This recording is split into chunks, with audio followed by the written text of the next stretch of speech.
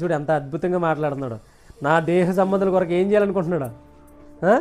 నా సహోదరుల కొరకు క్రీస్తులో నుండి అవసరమైతే నేనేం చేయాలా? అసలు నేను అన్నీ పోగొట్టేసుకోవాలి. క్రీస్తులో నుండి వేరైపోవాలా? శాపగ్రస్తుని అయిపోవాలా?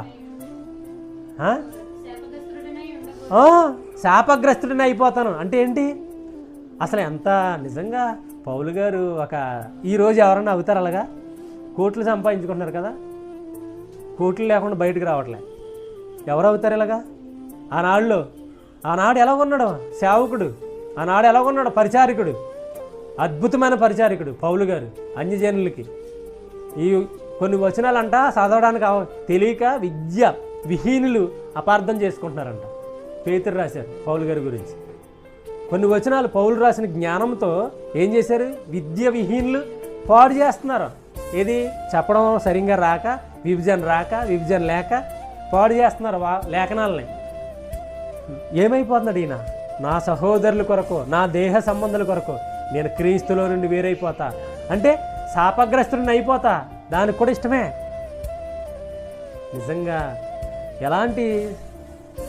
ఎలాంటి తత్వంలో ఉన్నాడు పౌలు గారు, ఎలాంటి తత్వంలో ఉన్నాడు, ఎలాంటి ఆలోచన చేస్తున్నాడు, ఎలాంటి పరిస్థితులు గుండా పౌలు వెళ్తున్నాడు. ఎందుకు పౌలు ఏమని చెప్తున్నాడు? నేను క్రీస్తుతో కూడా సిలువ వేయబడడానికి రెడీగా ఉన్నాను అంటే నేను క్రీస్తుని వెంబడిస్తున్నాను, నన్ను మీరు వెంబడించండి. నేను ఏం చేస్తున్నాను? సిలువ వేయబడిన యేసు ప్రభుని తప్ప మరి ఏది కూడా మీ మధ్యన ఎరగను. ఇక్కడ ఏమంటారు? దయ్యాలు నిలబడతాను రండి అంటారు.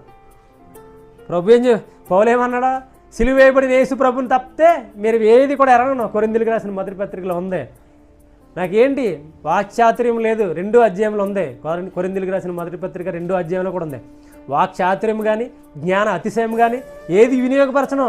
నేను సిలువ వేయబడిన యేసు ప్రభునే ప్రకటిస్తున్నాను అని అద్భుతంగా చెప్తున్నాడు. ఇప్పుడు ఏంటి? ఆ జ్ఞానం వాక్చాతుర్యం కావాలా? మాట తత్వమే, వాక్యం వద్దు. జ్ఞానం ఏంటి?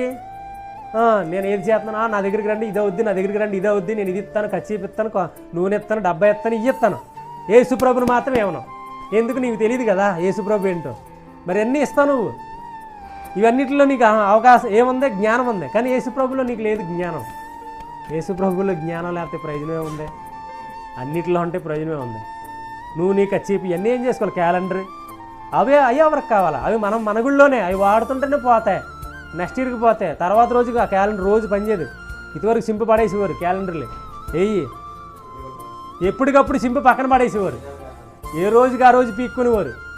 ఇప్పుడంటే అన్నీ ఒకే నెల అంతా వస్తుంది. కానీ అప్పట్లో ఏ రోజుకి ఆ రోజు డేటు వాడకంతో పోయేది.